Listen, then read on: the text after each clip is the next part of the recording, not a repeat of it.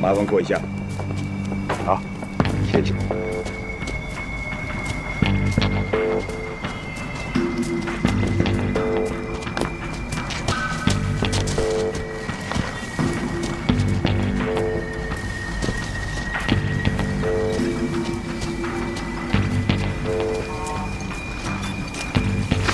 哎，干什么呢？小心点，不是？别碰了！不是保护现场，不知道吗？新来的同志，你再把人吓着。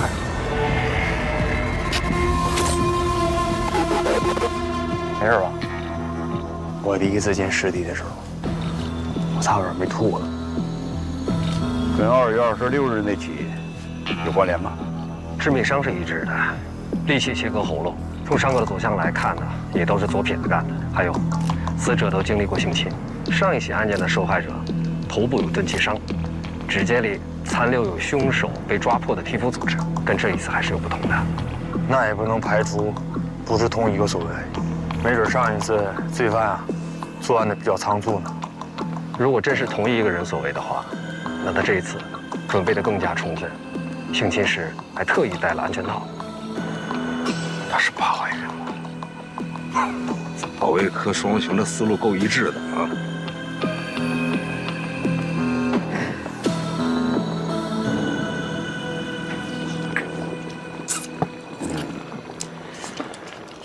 排查的怎么样了？哎呀，别提了吧，摸排了3天了，哎呀，啥也没有，连根毛都没摸着。你说你是怎么说话呢？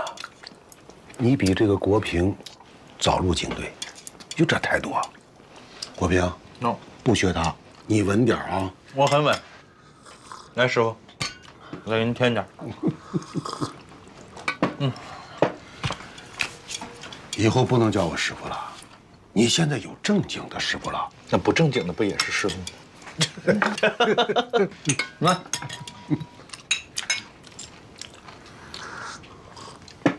反正我是电机厂出来的，我也是您给培养起来，我才当了警察的。哎，所以您一辈子都是我师傅。您知道现在公安局的人跟我们俩叫什么吗？叫什么？保卫科双雄。哎呀，得了吧，这是什么好话呀？啊，不是好话是啥话？这小屁孩，大人说话你插什么嘴啊？回去学习去啊！来，把这个干掉。还是国平哥好。你呀，你就这么惯着他吧。我跟两个说呀，这个人啊，得赶快给他抓着。现在宁江市都传疯了，说咱们宁江来了一个割喉的恶魔，整得人心惶惶的啊。这个人吧，虽然选择的地方都是荒郊野外，但是那周围呢都是什么厂矿企业，这样的地方，单独的女工进出的情况就比较多，否则啊，他也摸不着这些受害者。你说咱厂区南面那个废料堆会不会有什么危险啊？没事儿，爸，只要不下雨就没事儿。这跟下不下雨有啥关系？因为下雨的时候，他作案就没有痕迹啊。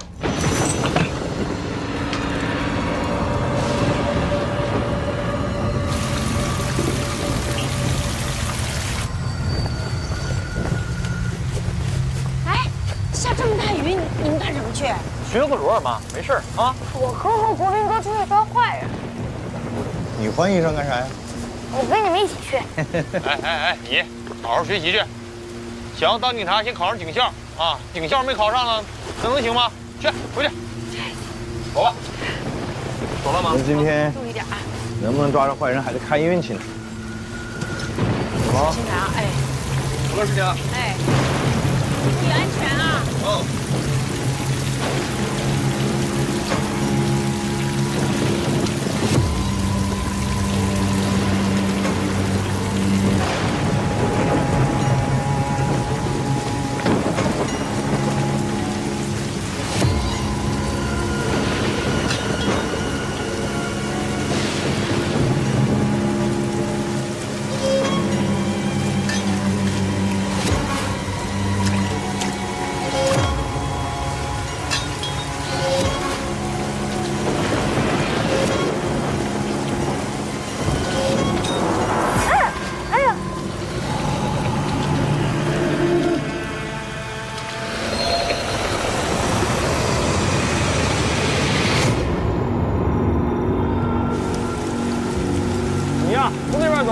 我从这边走，咱俩到里面汇合，好吧？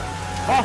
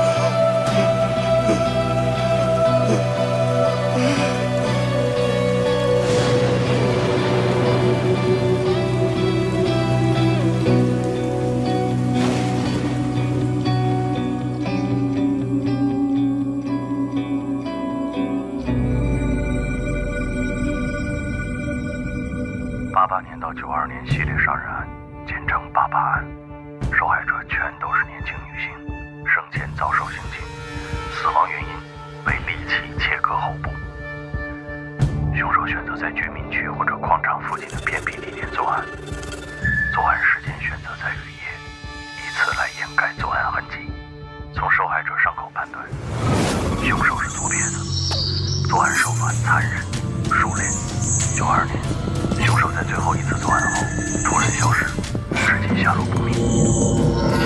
嫌疑人有没有脱离你的视线？你比陈山和童志距离嫌疑人更近，那你为什么晚到了？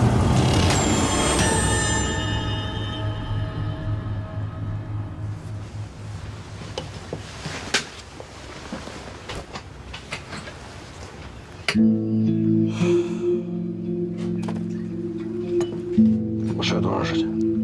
满打满算也就不到10分钟。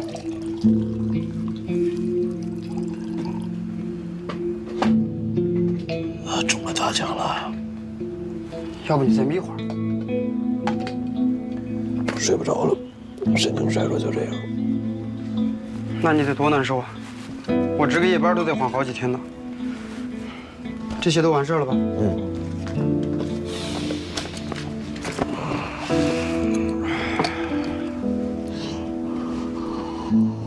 今年能调到的重大刑事案件汇编都在这儿了。这是女性受害者案件，这是男性犯案人员案件。卫队，后半夜冷，你自己注意点。好，一会儿先走吧，到时候我把电闸拉了。那行，你慢慢看。后来了，小班。来了，超。哎，卫队。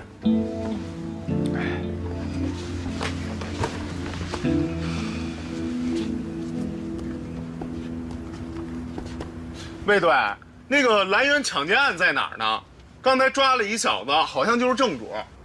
东边左手第3排，628、629那一块。0628。我记得当时一共报过3起吧？第3起没法并案，0928那块。你蹲下来。右手边，928，你看看。为啥呀？因为头2起都是一脚踹门而入，第3起不行，一扇门上6个脚印，无论是破门方式还是力度都跟前2起不一样，所以没法并案。哦。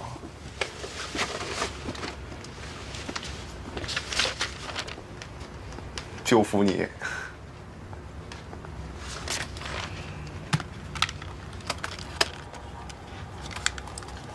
怀中市428强奸杀人案，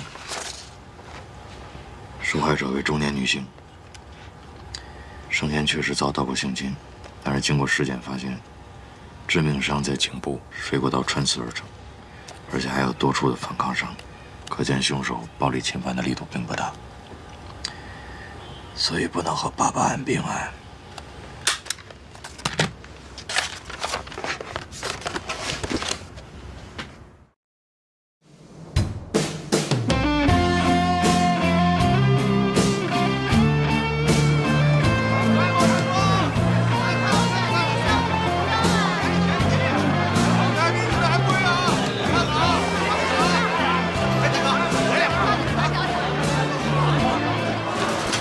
结婚的东西啊，这套也很好，你看这套。这结婚啊，就是要，喜庆，红红火火，顺顺利利的。哎，不错不错，我试试，驾照也要拿好的啊。不错吧？小雅，小雅，小雅，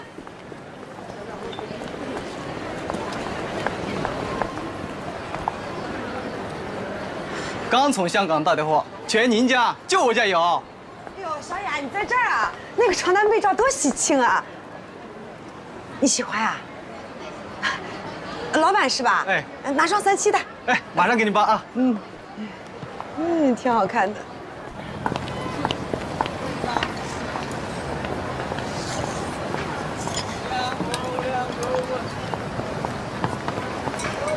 耳朵，没醉啊？他说真稳。废话，快50了，还是老侦查员，还有谁比我稳？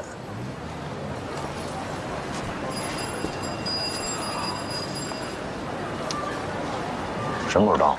话说就快到了吧？过来到底玩什么呢？枪啊、药啊，还是水货呢？活来得及，就在场上。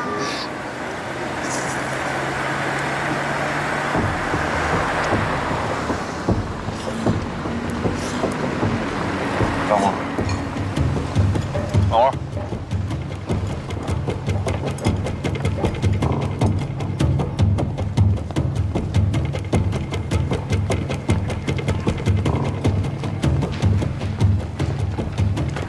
啊，都听好了，抽出来再泼，别别惊着群众，别碎了东西。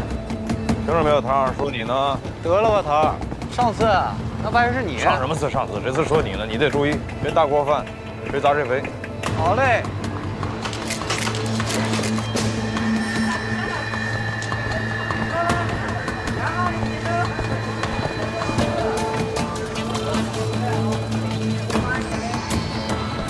胡萝卜，不用找了。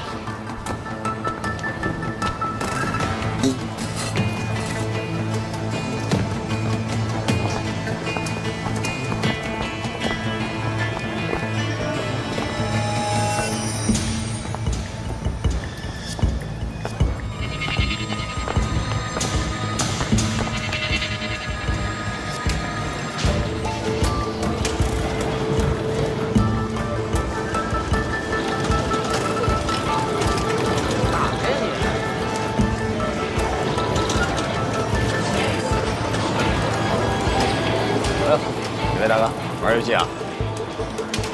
老板在吗？老板没在。哎，干什么？老板不在，老板不在。别动！警察！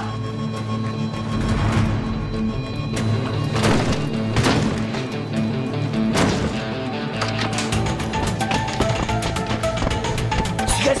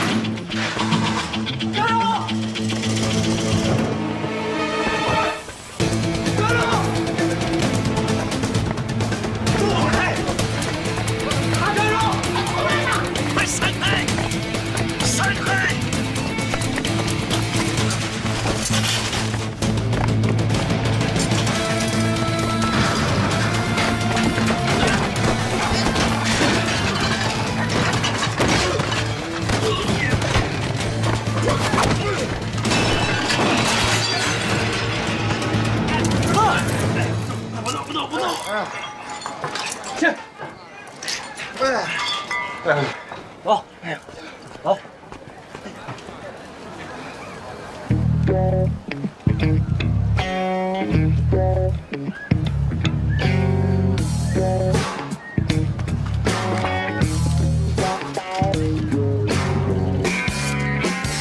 别的单位啊，都有什么工作手册什么的，你们领导估计也没这文化水平。来，都抬头，看这，治安管理处罚条例，一会儿啊，一人给我抄一份。我告诉你们，脑袋掉了，碗大的扒了。我孟三儿也不是面捏的，今天你们要抓要关，看着办吧，反正我啥都不知道。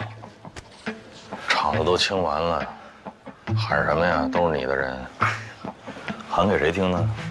给我听啊！我说魏队啊，您老人家就别折腾我行不行？这半天了，生意都黄了，我也得吃口饭呀。你吃饭那家伙在你肩膀上牢靠吗？不是，孟三儿，你为什么跑？我知道啊，你要不要自己跟我说说？我什么都不知道啊。哦，那你知道我外号叫什么吗？当然知道，魏无期呀。哦，就是您老人家办的案子都是从无期徒刑起跳。那你要不要琢磨琢磨，再重新说一说呢？我真啥也没干呀。你在这儿跟我说，我能帮你什么？你心里清楚。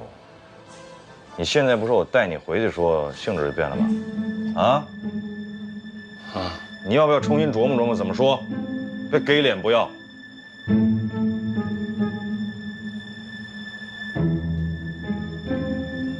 是不是广州那事儿？继续。这是我对天老爷发誓啊，跟我一点瓜葛都没有。我不去，他们非得让我去，我就跟你几个广州人碰了一杯酒，我啥都没说。跟你没别的关系啊？一点关系都没有。你要想去，我都能带你去。你知道他们住哪儿啊？知道。提鸟是吗？当然了。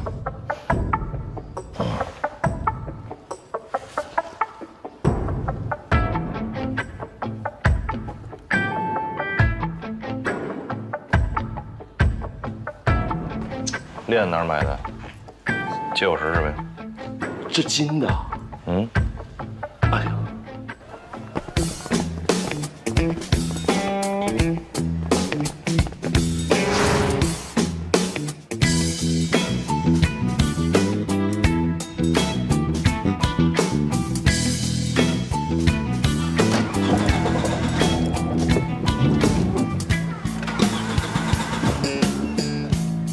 哎呦，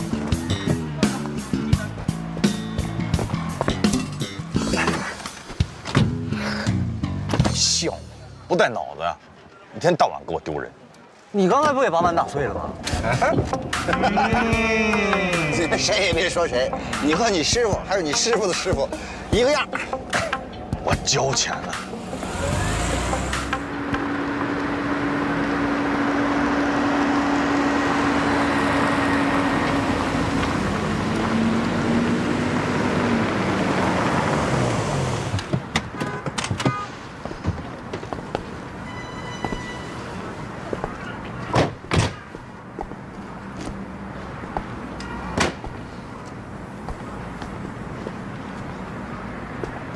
这帮人挺会挑地儿，这饭店适合抓捕。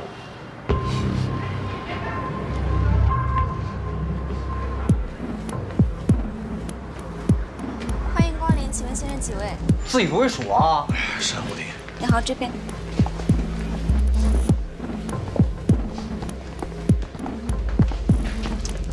挺横啊，香吗？屁。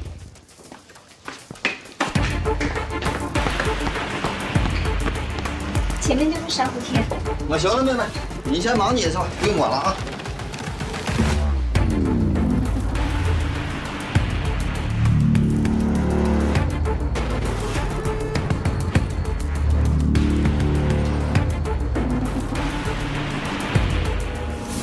孟先生是哪位啊？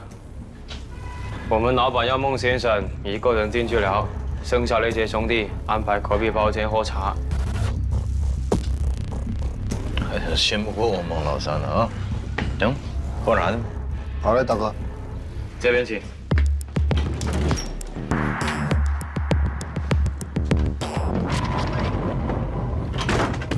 哎呦，兄弟啊，真家伙呀！哎，你们那边什么价？给我们弄一匹呗。你干嘛？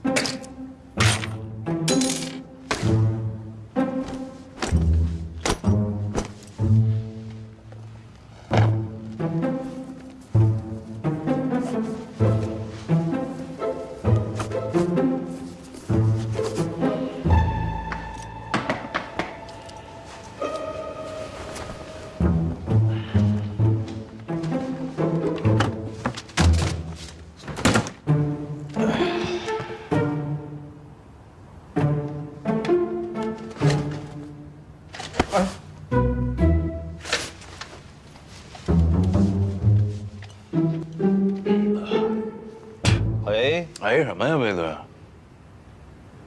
今天这事儿，你是不是得给我个说法啊？宋队，今天跟你这几个小伙子看着眼生啊，下手还挺重，似对来新人了。少给我转移话题。要不是你擅自行动，宁家的买家是谁，背后什么人，我早就一网打尽了。要不是你们抢了先，宁江的卖家还有卖家的上线，我也早都逮了。哎呦，还轮得上你？我早就给控制住了。哈，哎，不对，还有一个事儿，这孟老山怎么的？丢人们给放了？不放怎么着啊？他提供了警情，我们才迅速出警，人家没有涉嫌犯法，抓他干嘛呀？灰色地带的人，拉他一把，警察的本分。再说了，他是聂宝华的一个小崽子，他有什么祸呀？留着养大鱼多好啊！那我是不是得给他记一功啊？哎呀，记不记是你的事儿，我也没意见。我跟你说，你这叫避重就轻，说你违纪违规都是轻的。宋队，您这是要治我的罪喽？我哪敢呀？行，我承认，盐湖这一块啊，你比我熟。以后啊，你们3队再出任务的时候，麻烦跟我们4队汇报一下。我凭什么跟你们4队汇报啊？3队4队是平级，平级我就不能。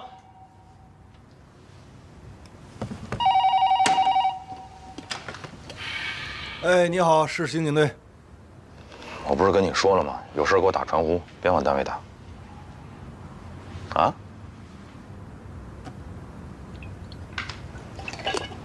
哦。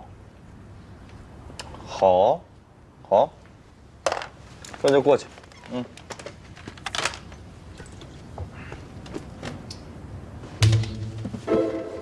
蚊子。大东跟哪儿来蚊子呀？魏国飞，你有毛病啊你！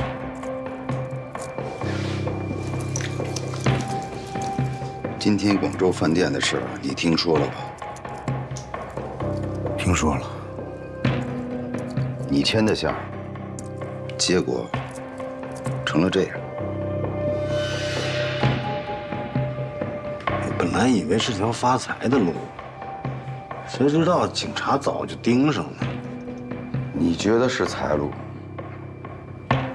警察觉得是不义之财啊。您不是说过，富贵险中求？话是没错，但你只理解对了一半，因此宁江的买家也就折了一半。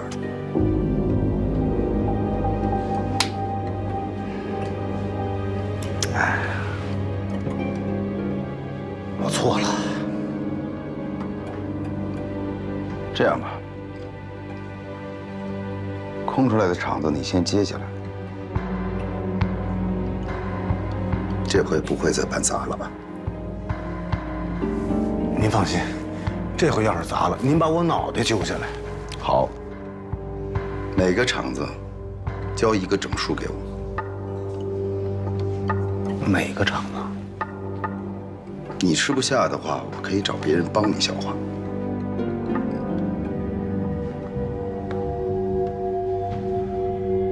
行，不勉强了。不勉强。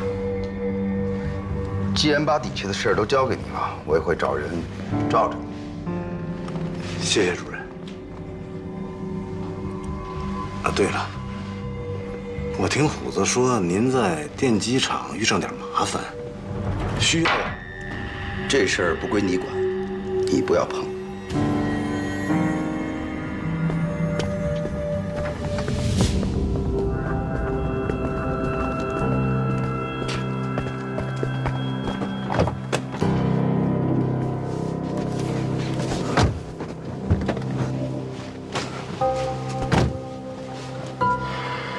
恭喜大哥，又得了不少场子。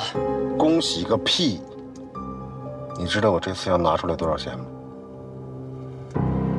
聂宝华这个老狐狸，他早就料到了广州人那条线肯定会被警察盯死，那就先利用我扫掉了一大批蠢货，然后再利用这些好处，让我把这几年的家底儿全都掏出来。那咱就这么认了？不认怎么办？大哥，咱现在是比不上的，但是只要这些厂子还在咱们手里，咱们就有机会壮大势力。到时候谁才是宁江的老大，还不一定呢。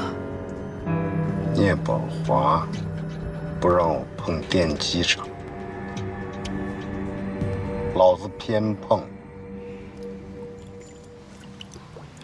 今天这行动怎么回事？没怎么回事，就是得了个信儿，说是有一群广州人要到我们这儿搞事情。孟老三知道他们住哪儿，我们就过去了。不知道行动之前要汇报吗？耽误工作吗？不是我报给谁，不是也得报给您吗？您这么英明，您能不同意吗？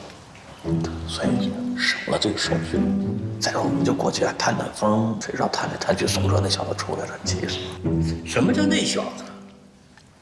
人家进队比你早，好不好？早了不起啊！但是当然您了不起，他不行。你对人家尊重点行不行？毛病！你还别说，宋哲这次啊，守着上线得下线。你没过去之前，人家捂住了5拨人，战绩不小的。如果没有你啊，很可能还会扩大战果的。我向他做声教检讨。啊，你说说你们两个啊，提付出的事儿，组织上刚考察完，这都没问题了，你非要闹这么一出，你说现在你怪谁呀？我没怪谁啊。那怪你自己，你怎么办呢？那都是人民公安，都为人民服务，我有啥可怪的？当不当副处长能怎么的？行了行了，你觉悟高。哼，狐狸呀，吃不着葡萄，够不到，他就说葡萄酸了。吃葡萄干你能死？哎，你小子是不是也该找个女朋友了？帮你没事整理整理呀，洗洗涮涮的。你看看你现在这个熊样。是不是谁愿意找我呀？白天不着家，晚上回去该睡觉也睡不着，那找我不就是耽误功夫吗？你有什么功夫可耽误的？我想听听。啊？办88案子。你呀，我问你，像这样一个强奸、杀人、恶性连环案的人，怎么就会突然4年不出现？难道他是良心发现，心说不干了？会不会得了什么大病，失去了这个作案的这个能力，甚至死亡？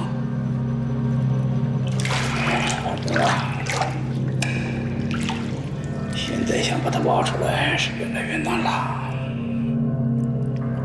那该挖也得挖呀。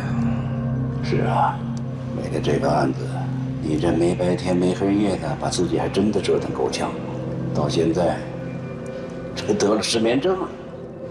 但是国平，在宁江，也不止这一条案子，那些所有的案子也不都是你的。主次还是要分得清，要想得开，往前看。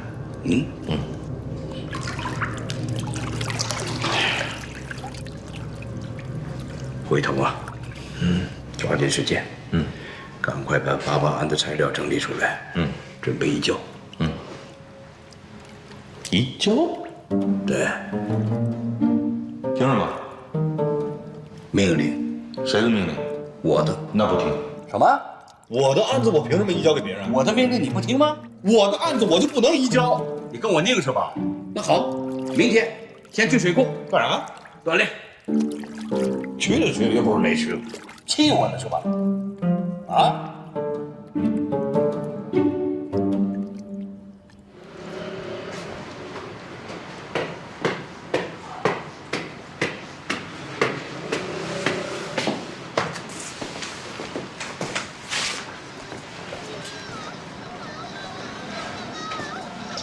来了，佩姐。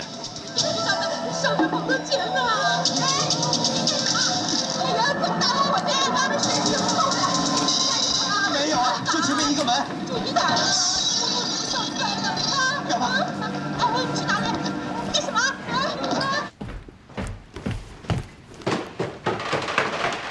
哎，魏哥您来了。哎，魏哥这边请。又到几盘啊？2盘，香港那边过来的。哦。而且还是带字幕的那种。您呀就安心看哦。然后您看您想吃点什么？来，票钱。然后你再上隔壁老王那儿给我端碗馄饨，多放辣油。好嘞。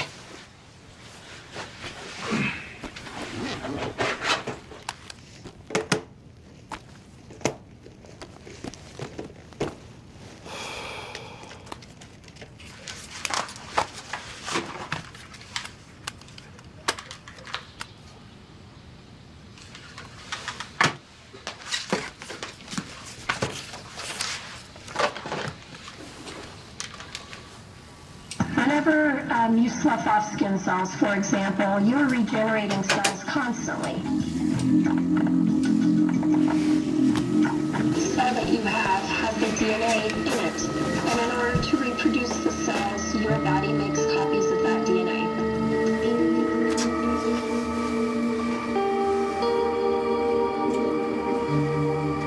多氧核糖核酸可以用于辨别凶手身份。嫌疑人有没有脱离你的视线？你比陈山和同志距离嫌疑人更近，那你为什么晚到了？我跑错路了。你对电机厂那一带很熟悉啊。那受害人怎么样了？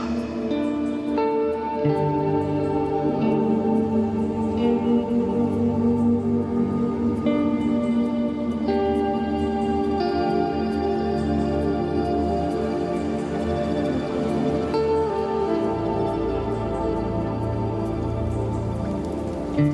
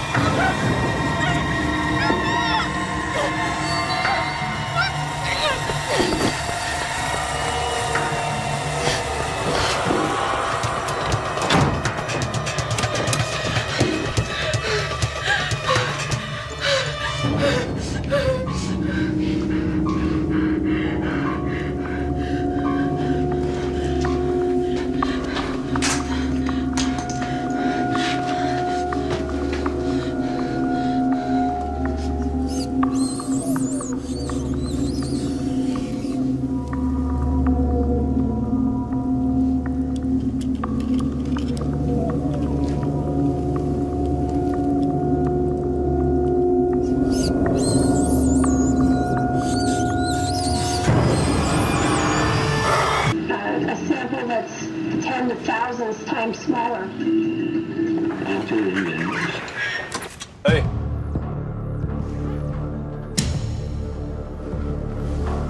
停电了吧？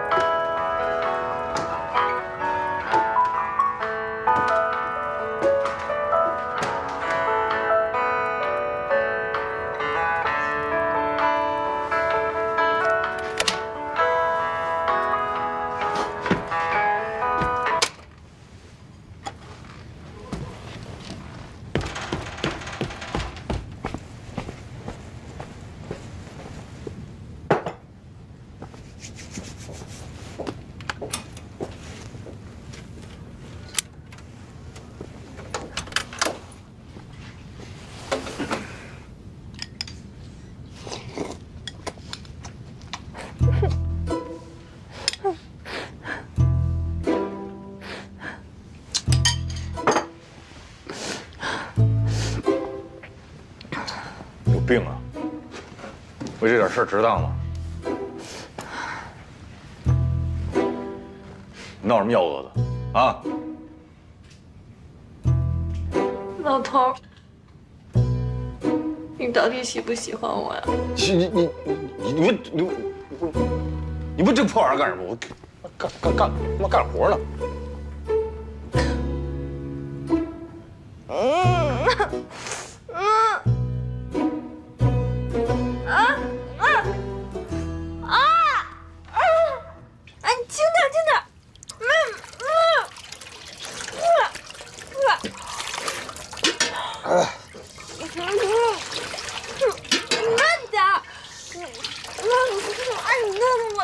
好了吗？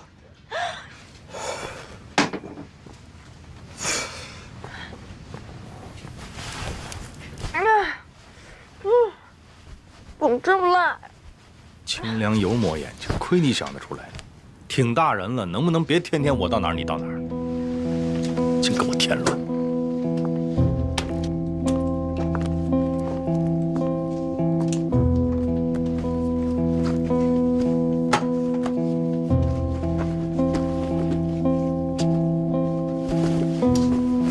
我今天过生日，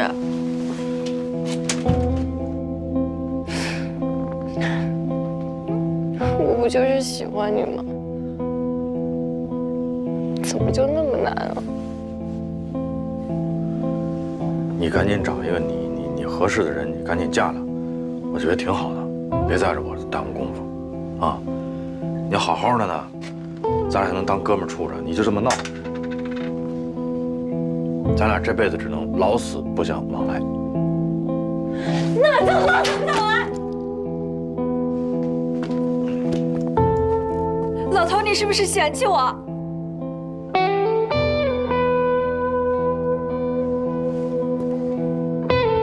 他有没有伤害你？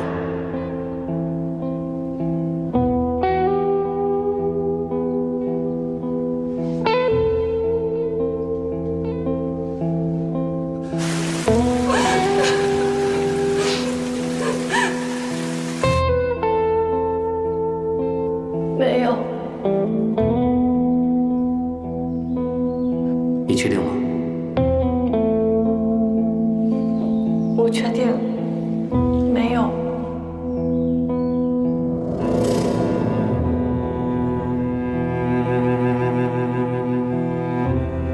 把袋子给我留。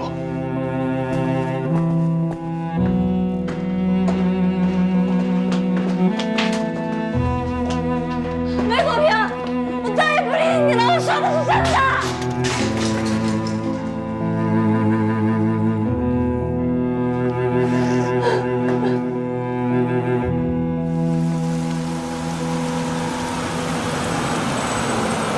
临江医学院站下车。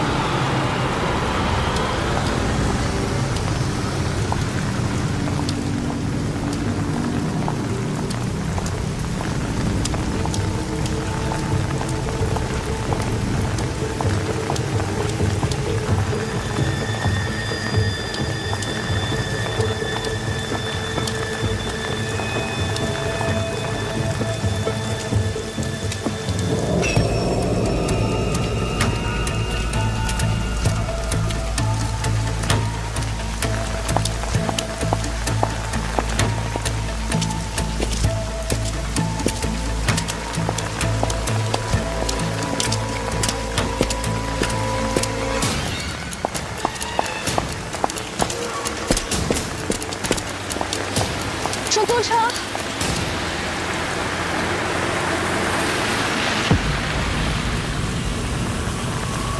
坐车吗？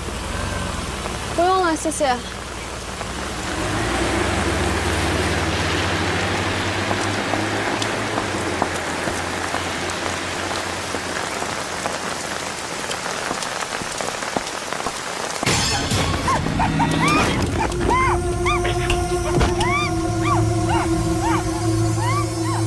我市气象台在凌晨2点发布了暴雪蓝色预警。今天6时，我市迎来了近10年来最大的降雪。到明天14时，宁江市将持续雨夹雪。降雪带来的降温和冰冻天气可能会影响您的出行，希望市民合理安排出行。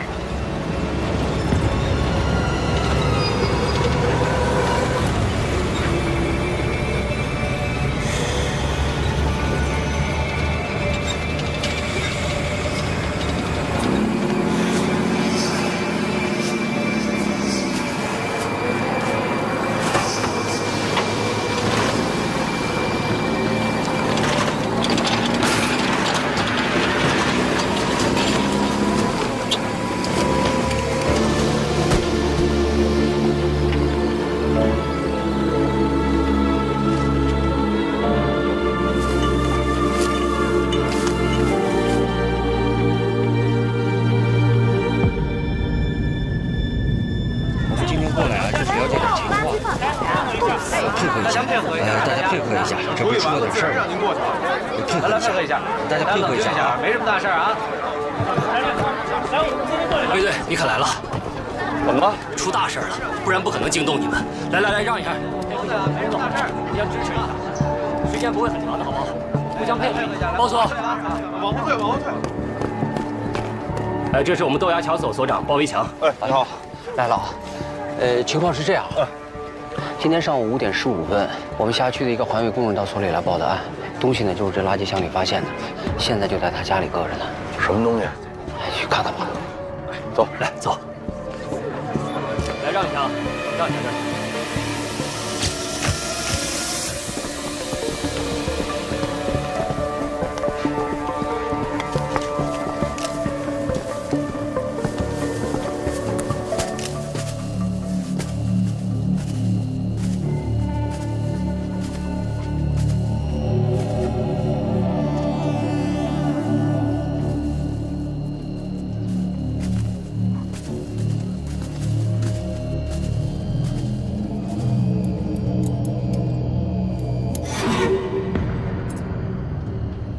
这是什么肉？疑似部分人体组织。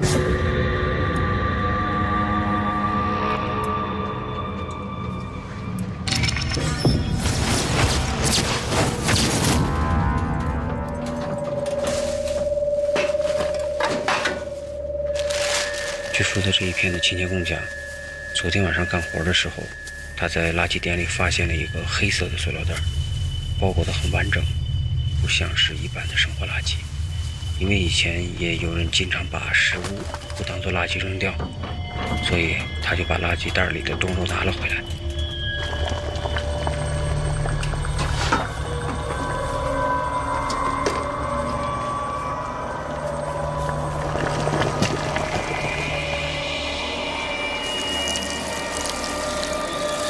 回到家里，他烧了水，打算给肉解冻，结果就发现了人的牙齿。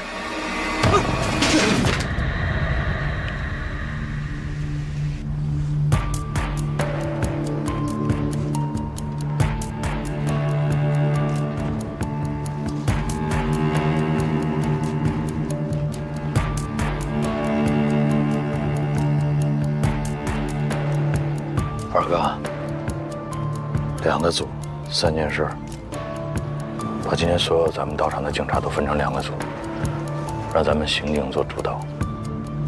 第一组把外围沿途所有的住户都摸一遍，问问他们说从昨天晚上到现在谁在这扔过东西。第二组把你们辖区内所有的这个垃圾箱赶紧封了吧，一个一个查，他们所周边的这个4个辖区派出所一个都别漏。明白。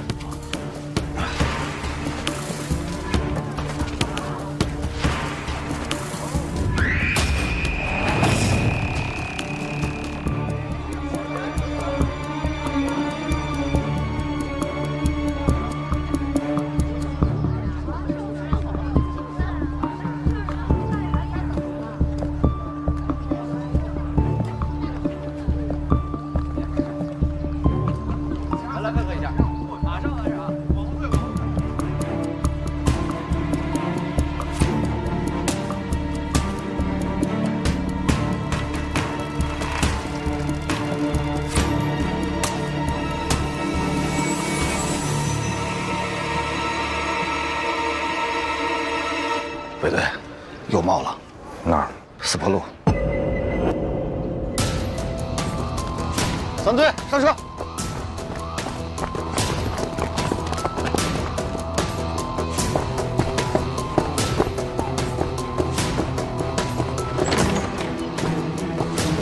同学们，因发生重大案件，今天的课暂停一次，大家自行复习啊。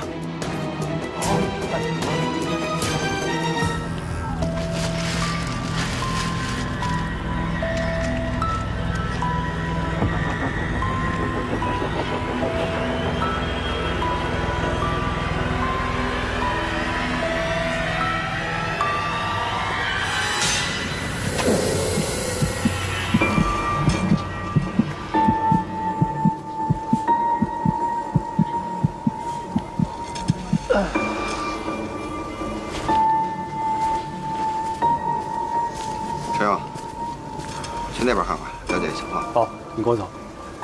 大姐，麻烦问一下，那段垃圾什么时候清的？我们一般是早晚各清理一次。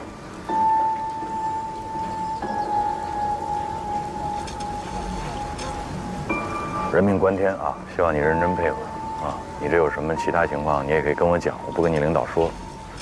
什么时候清的？我前2天滑了一跤，在家里歇了1天。所以哪天清的？前天下午刚拉走了一车。前天24号。好，哎，连去吧。来，24号，那就是24号夜里和25号抛尸的可能性最大。这2包尸块应该只是一小部分，至少还有60、70斤不知道在哪儿。二哥，那我有没有可能把这个时间线再往前拉？比方说23、24，假设都有可能有人抛呢？那如果要这样的话，那时候抛的会不会现在已经进垃圾处理站了？很有可能。那这垃圾这个，老包，就整个咱们这一片这个垃圾啊，一般是归置到哪儿？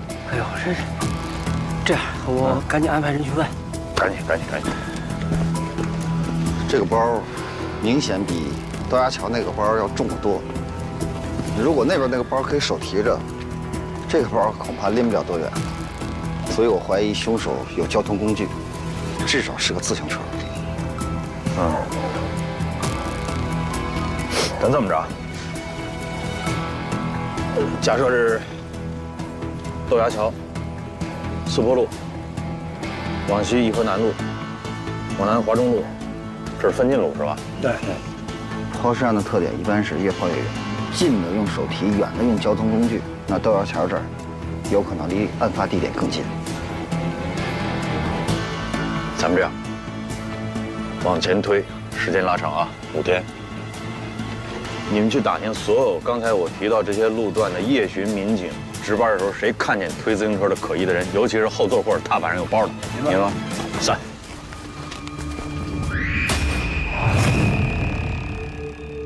情况怎么样？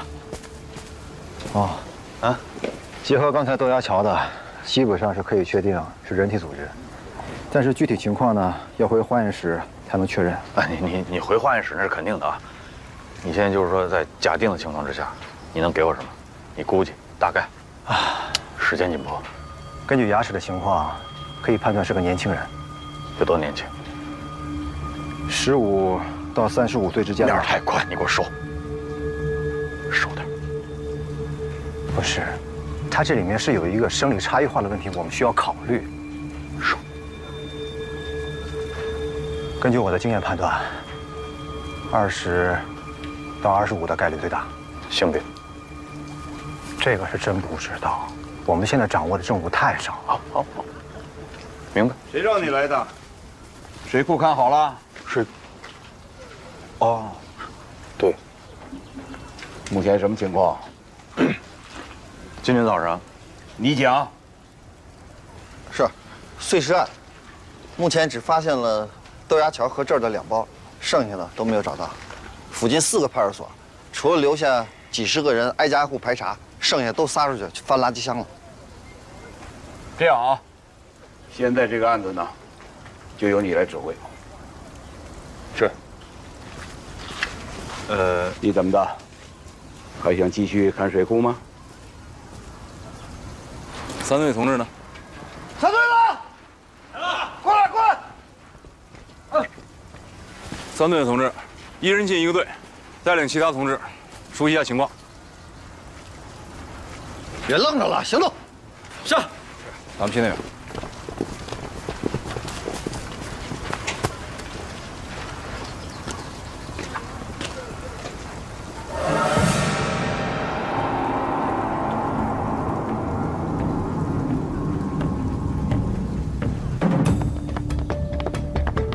现场的痕迹破坏的比较严重，我们能掌握的也只有这些。廖局，哎，老顾，给你介绍一下，这位是在宁江组织学习的省警校刑事侦查学教授吴克，我们认识，好久不见，老吴。日子过得真快啊，10年了吧？开始吧。目前掌握的线索非常有限，死者是谁？死者的性别、身份、案发的时间、杀人的现场在哪儿？分尸的地点又在哪儿？这些对我们来说都是一概不知。再加上外面，现在这个雨是断断续续下个没完没了，现场痕迹的保存条件呢是非常差，这在很大程度上增加了我们破案的难度。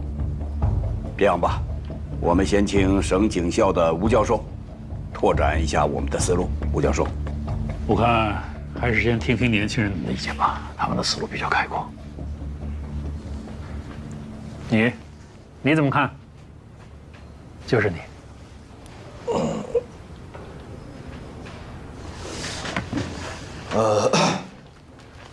命案第一步应该先确定死者身份信息。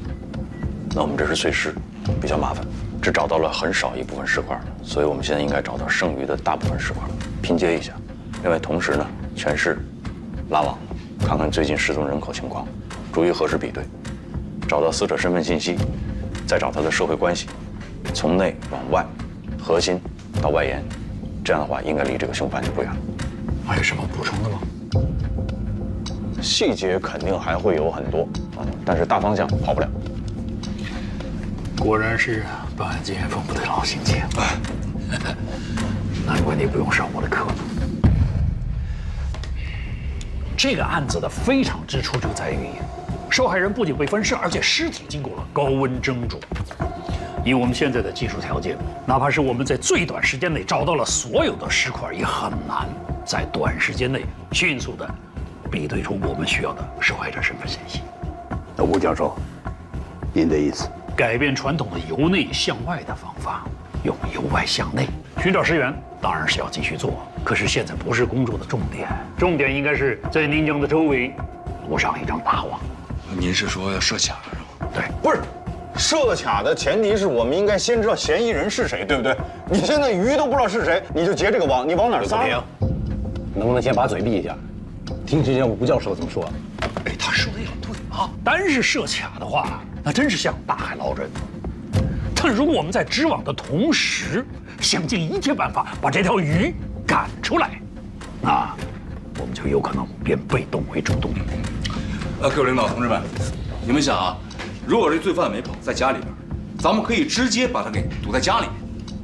如果他耐不住性子要逃离，在这种仓促逃离的情况下，就是即便咱们抓不到他，这也会留下大量的痕迹，还有线索，是吧，吴教授？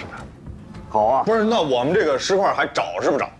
谁不让你找了？不是老魏没说不让你找，是吧？咱们现在是主要找主攻方向。要分个主次，我分得清主次，我听明白了。我们找尸块这肯定是次的，问题是次的，你们能给我多少人？谁说你是次要的了？你听人家把话说完行吧？我认为首先我们要满足这个排查、设卡的警力布置，剩下的全都给你。那可以。好啊。宋哲，说一下人员具体怎么安排的？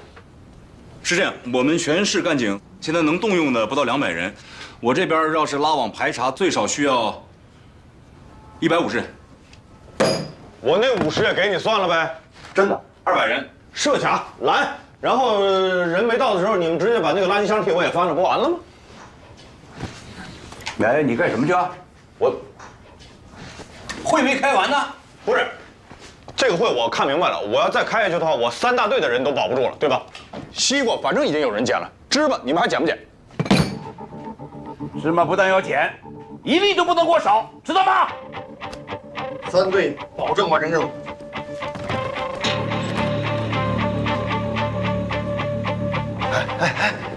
干什么呢你？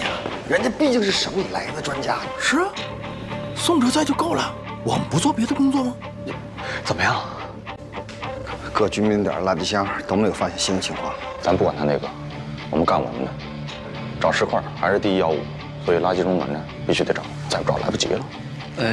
几位领导，我问一下啊，因为每天离开咱们泥江的人比较多，我们怎么才能迅速判断出谁是凶手的？这种程度的分尸，其实是很难办到的。因此，我们怀疑这个凶犯他应该具备有相当的外科手术能力的人，或者是有宰杀牲畜的经验。他还需要独立的、可以操作的空间。找个人捎给我师傅。就说这是我补充发言。好，走。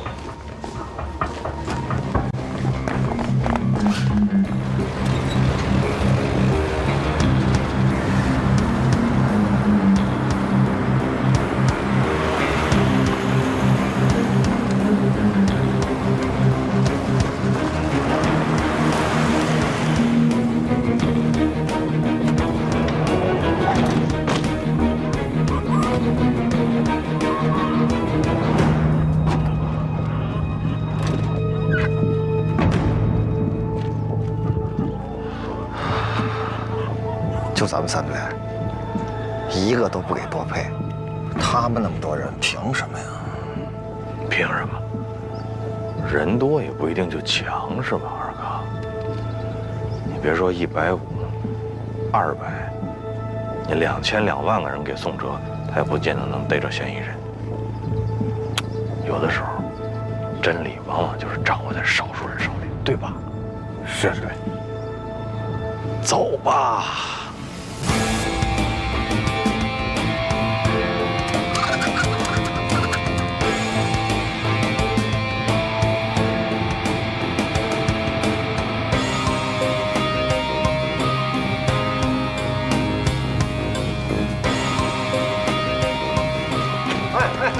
你们干嘛的？你好，是刑警队的，把你们这个垃圾车停运一下，我们要检查。检查？没接到领导通知啊？那我们现在就通知你。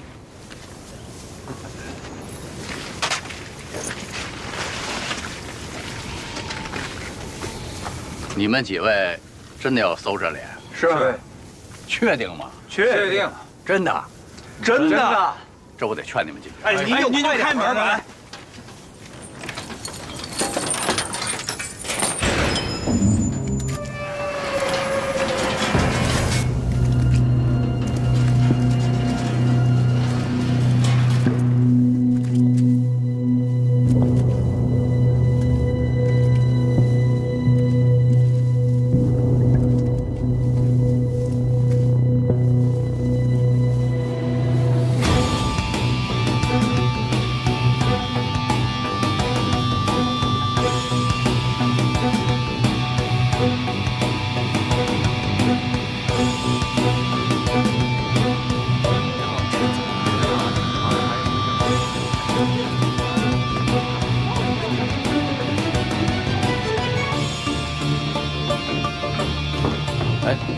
不觉啊，你们分局刑警队到了吗？都到齐了。哎，不觉，卫队跟省里的专家杠起来了。谁瞎传了这闲话呀？啊，查案的消息要这么灵通就好了。顾局，听说省里的专家要插手咱们的案子。不会吧？我们的案子让别人插手，这太不合适了呀！胡说八道什么？你们不是来办案的？顾局，大伙儿都要去支援卫队。对，到底要搞什么？你们？顾局，这是卫队长交给您的。发动各单位、街道、居委会自行核对失踪人口，缓解警力问题。夜巡干警很有可能有人看到过抛尸者，重点询问。我强调一下啊，从现在开始，所有的行动要服从统一指挥。啊，是。哎，廖局，啊，老顾，有事吗？有点事跟你说。你说说这个魏国平啊，这前段时间我刚刚向上级汇报过干部考察的事儿，这混小子今儿就给我来这么一出。你说说，让上级领导怎么看待咱们选拔干部？难道就让他们看现在年轻人敢在专案组的会议上和领导叫板？是，这种行为确实不应该鼓励。哎，对了，垃圾场那边有什么消息了吗？还没有。廖局，任何侦破工作，除了严谨缜密的刑侦手段，运气也是缺不了的。做，就他那运气，完了啊！我走了。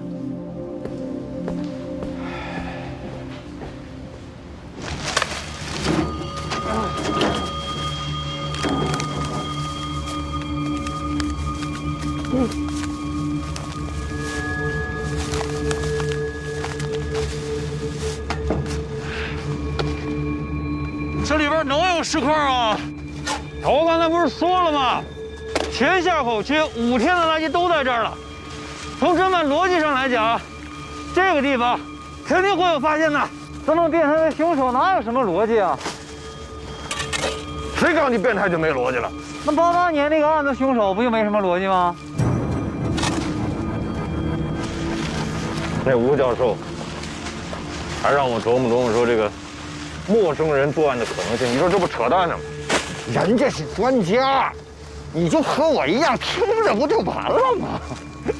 专家也不能太偏心眼了呀！你看人家宋处兵强马壮，你再看看咱这边这什么呀？这是，哎，咱们还叫哀兵必胜，咱们以少胜多，好不好？好，加油！加油！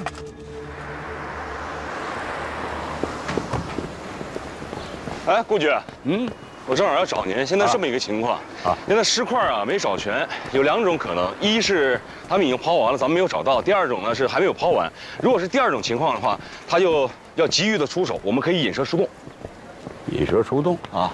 那你是想梦中捉鳖了？对，小子可以呀。哼，那就按照你自己的想法，大胆做就是了。不是，这是吴教授的建议。是咱们的案子，还是人家的案子？当然是咱们的。咱们的案子，你现在有没有自己的主张？有是有，但是我是觉得人家毕竟是专家呀，又是教授，听听人家的意见没什么坏处。优柔寡断、磨磨唧唧的，你自己又不是没有这个能力，是不是？记住喽，越是在关键的时刻，越要自信。在这一点上，魏国平就比你强，但是他是太过了，你是太软了，2个人都不到位。我告诉你，一个案子的主办人，在听取别人意见的同时，更要结合自己的调查，拓展自己的思路。关键的时候，要命的当口，果断的下判断，知道吗？是，干活。哎，瞧你这点出息。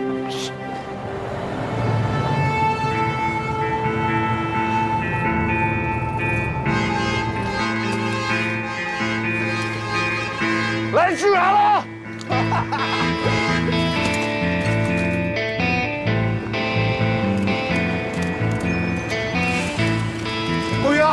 陆平，师傅，陆平，除了总厂保卫处的同志，还有1分厂、2分厂、3分厂。好家伙，这家底全折腾过来了，还是咱们工人有力量啊！保卫人民生命财产，怎么能少了我们呢？你这次就是不求助，顾师傅早就给我交代了，他是很心疼你的。给大家下任务吧。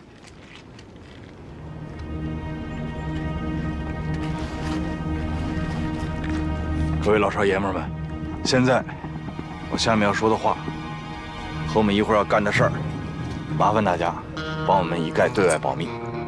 啊，因为什么？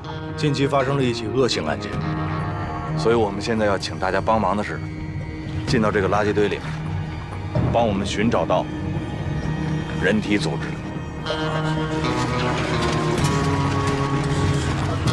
尸块吗？没错，就是尸块，以及找到尸块周边的东西，因为这些东西都跟案件有牵连。时间紧，任务重，要是害怕的、忌讳的，或者家里边有老人、孩子不方便的，尽管提出来，可以回去，我们完全理解，啊，所以呢，就是咱们进去之前，丑话说头里，问问大家的意见，啊，不知道行不行？添麻烦了。操！这么多垃圾！哎哎，等着您表态呢。是男人放个响屁，行不行？怎么样？行。走。谢谢大家了啊！谢谢。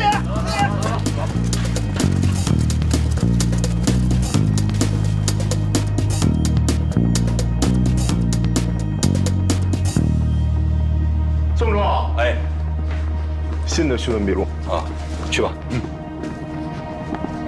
你看一下。不用了，每份笔录按时间线排序，交叉比对，尽量详尽的还原具体情况。明白。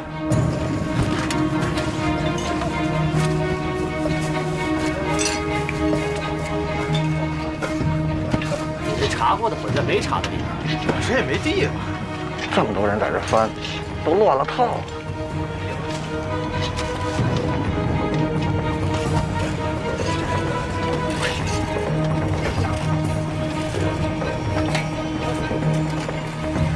二哥，这什么地方？地哨厂，早倒闭了。哦。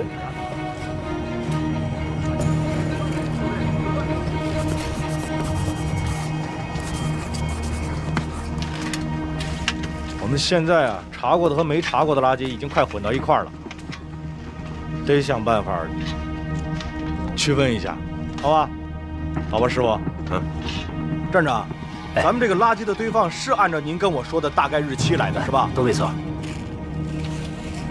师傅，你们人多，先把离现在最近的门口这个25、26号这部分清出来，好吧？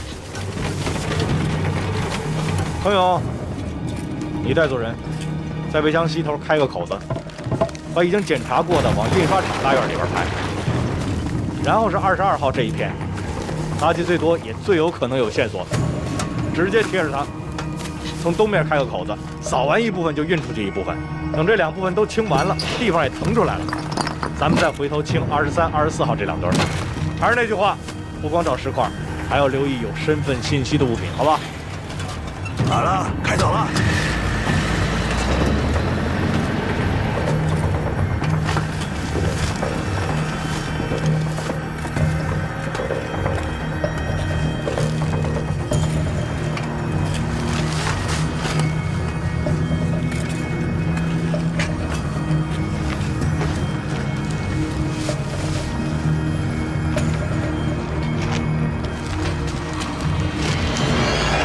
别动！后撤。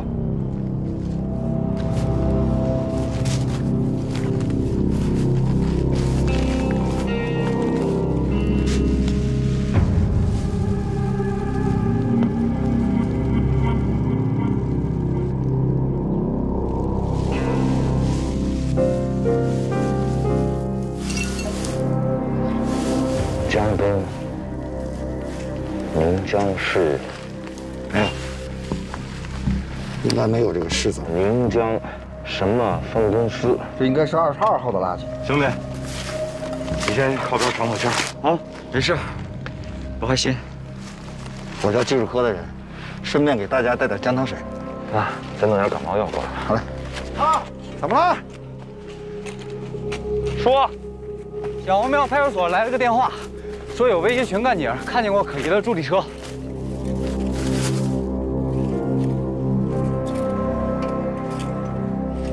大哥，哎，我跟他去一趟，你把这趟看好了。好嘞，赶紧让技术过来。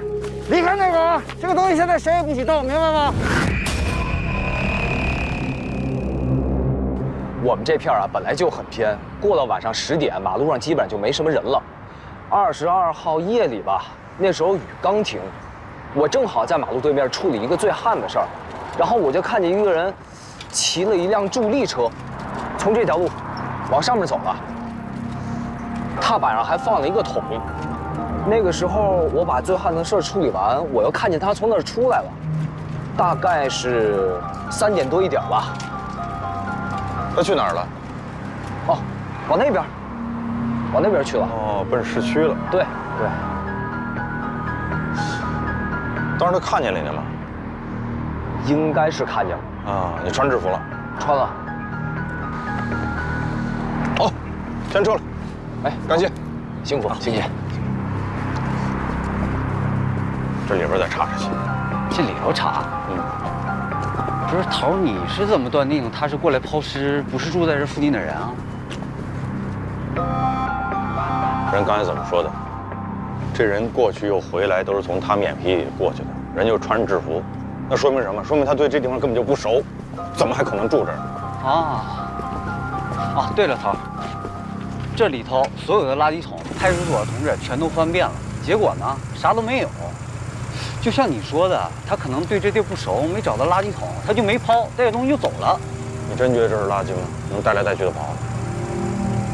那就算那里头有啥，你不会认为就凭咱俩就能把东西翻上，不回队里？你现在啊，帮我一忙，啊，做好一件事，啊，这啥事儿？把嘴闭上。好。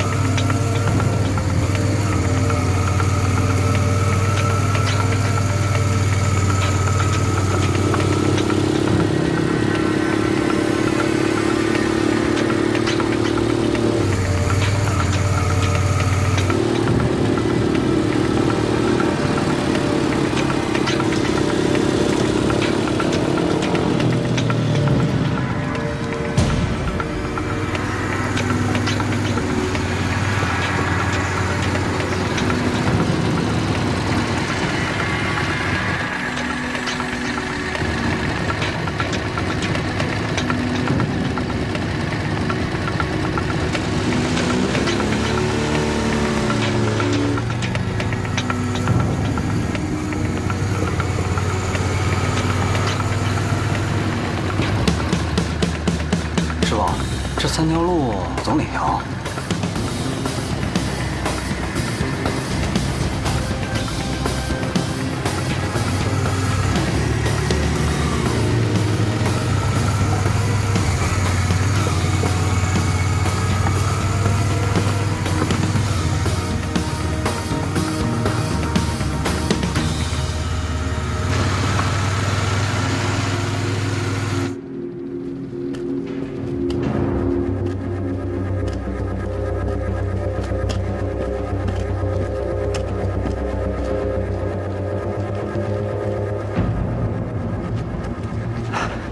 这店可太容易藏东西了，找都不好找，一点火什么都没了。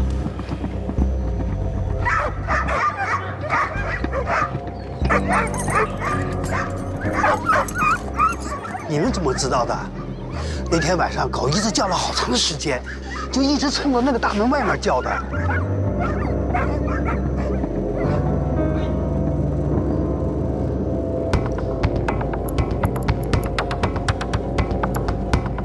走了，好，接应啊。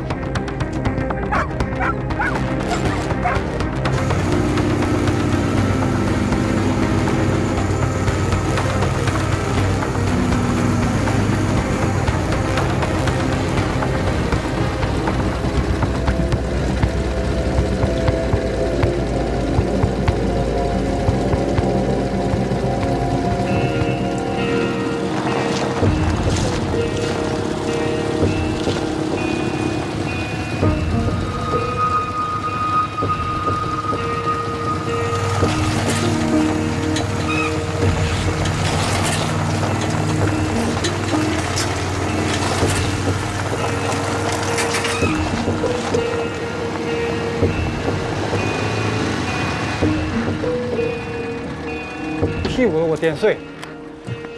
这上面这么大雪，这下面咋这么快停了呢？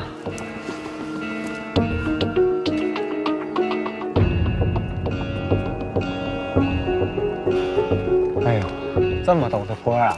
要没我，你骑都骑不上去啊！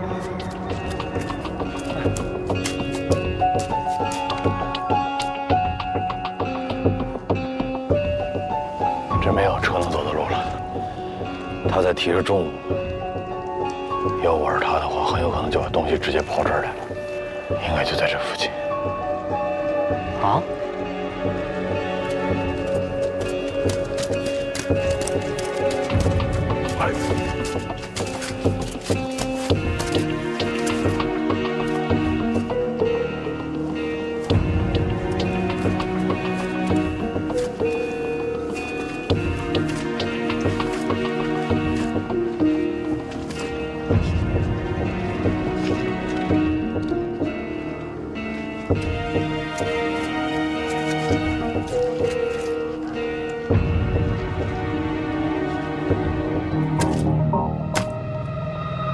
桶的印子。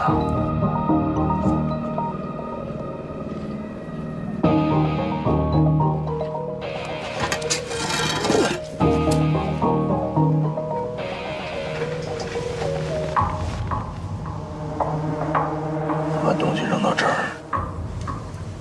我这东西已经很重要啊。下去看看。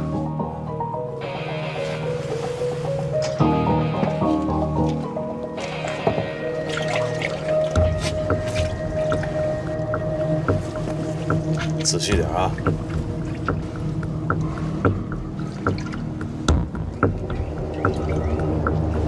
一寸一寸磨。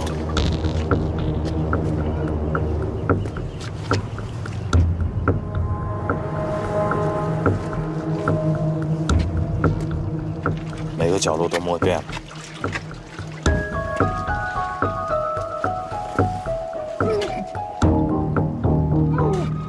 磨着了，不管磨着什么都别吐里边啊，忍着点。